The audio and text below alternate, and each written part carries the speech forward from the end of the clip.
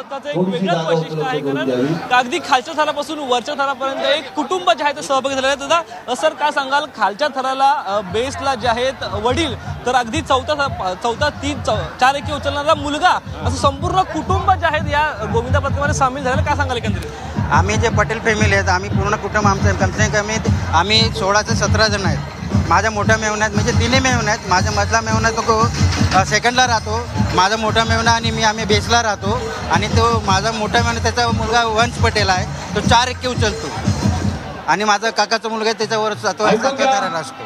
म्हणजे किती वयोगटापासून कितीव्या वयापर्यंत मुलं या गोविंदा पथकामध्ये? तुमचं वय नेमकं किती आहे? माझं 54 आहे, आणि माझ्या मेहुण्याचं तर 50 वर्ष. आम्ही तर पहिल्यापासून आम्ही बेसलाच आहे.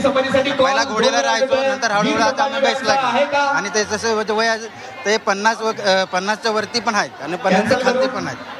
म्हणजे पाहिलं तर तरुण मंडळी देखील या गोविंदा पथकामध्ये जे आहे ते सामील त्यांच्या जागी महिला गोविंदा पथकाला संधी देण्यात येते.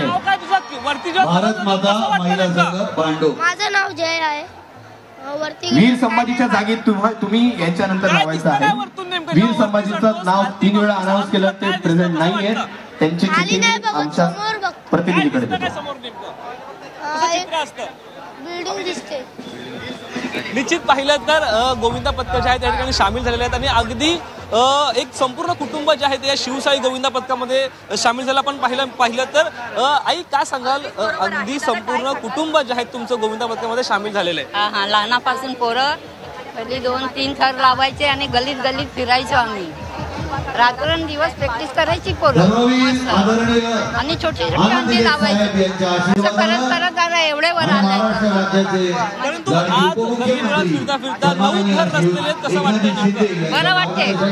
बरं वाटलं, खूप खुश झाले. सगळी फॅमिली आमची ह्याच्यातच आहे, अंडीमध्येच आहे. सगळ्यांना मजा आली. पाहिलं तर संपूर्ण कुटुंब जे आहे ते दयामध्ये सामील झालेलं आहे. अगदी खालच्या बेसपासून ते जो 4 एके उचलतो संपूर्ण कुटुंब, म्हणजेच की वडील असेल, मुलगा असेल, नातू असेल, संपूर्ण गोविंदा पथकामध्ये पाहायला मिळतंय. शुभम मीडिया.